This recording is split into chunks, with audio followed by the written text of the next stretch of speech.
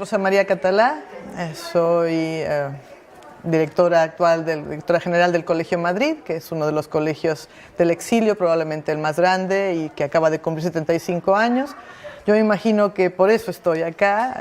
también porque conviví, porque me tocó estar con la generación de los exiliados latinoamericanos. Justo en ese momento me inserto al colegio y conozco pues, muy de cerca sus historias, muy de cerca su devenir, tanto académico como social. Algunos se regresaron. Yo estoy acá, más que nada, pues acompañando a una muy buena colega, Mariana Macera, que me invitó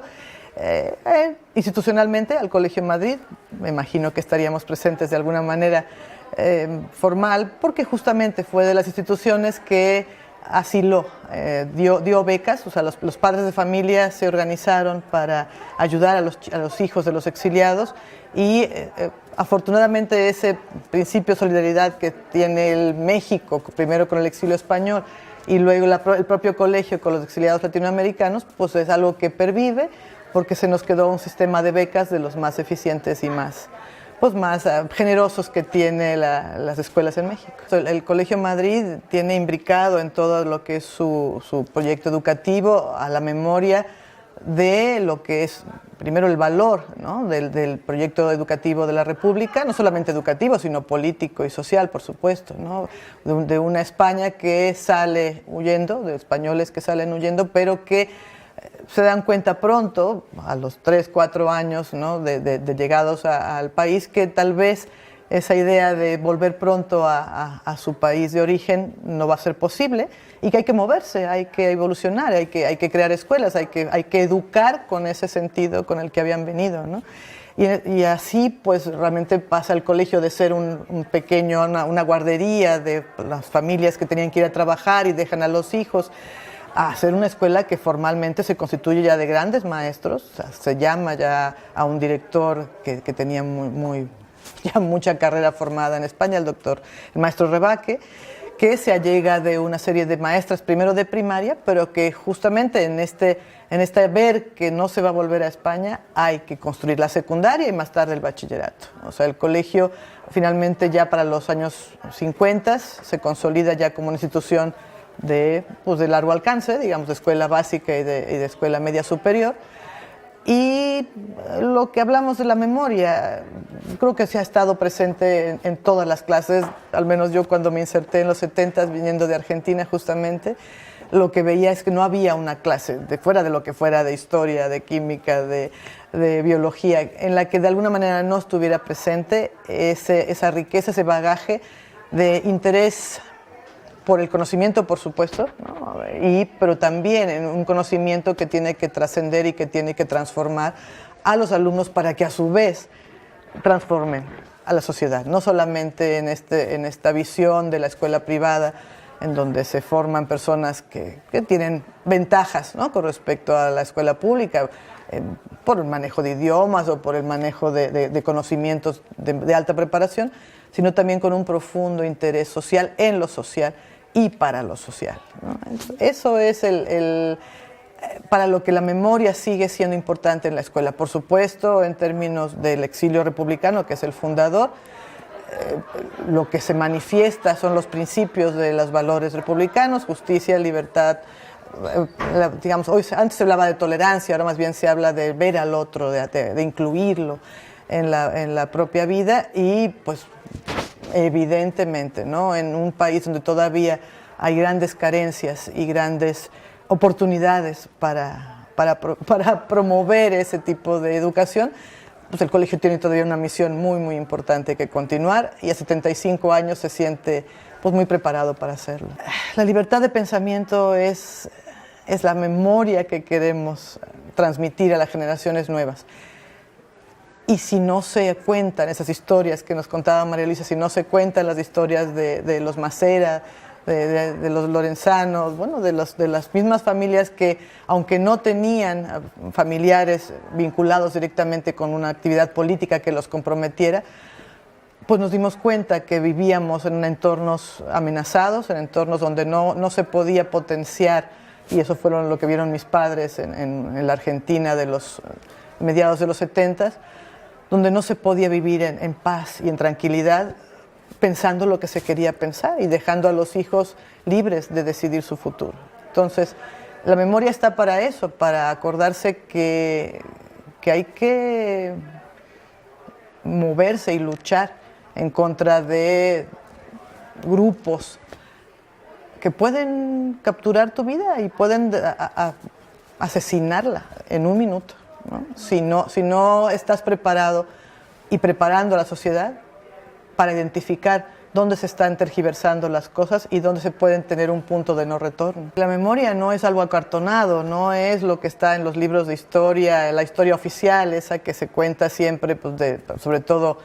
pues en los primeros 8 o 10 años de la historia de los chicos, ¿no? O sea, esa historia de los héroes, de los vencedores, o de los vencidos críticamente. La historia es justamente la argumentación de los hechos, de qué pasó, ¿no? Es esta historia que en una línea del tiempo que pues ya en el dominio del espacio y del tiempo de los niños tiene que entenderse que las cosas se repiten y se vuelven a complejizar muy pronto, ¿no? O sea, de una primera guerra mundial pasamos a una segunda en una generación, ¿no? Y pareciera entonces que no, esta gente no entendió nada, no aprendió nada. No, lo que pasó es que finalmente en un mundo donde todo el mundo defiende el valor propio, a veces se olvida que hay que estar más dispuesto al diálogo y a entender el valor del otro. Que es difícil, sí, que nos refugiamos en nuestras propias, a veces, debilidades o en nuestras propias miedos, ¿no? Frente al poder avasallador, a veces de los vecinos, a veces de los que están más lejos. Solamente se logra, pues evidentemente yo insisto, y volviendo a los maestros, empoderando a los chicos, empoderándolos de sus ideas, empoderándolos de que tienen capacidad de transformar su entorno y de que tienen obligación muchas veces, porque si no se actúa también se es cómplice, ¿no? Y el educador y el maestro en México y en todo el mundo ha sido agente de cambio. Muchos maestros fueron perseguidos en España y fueron, por supuesto, no solamente perseguidos, sino fusilados y encarcelados y maltratados y lastimados, justo porque la educación transforma y permite liberarse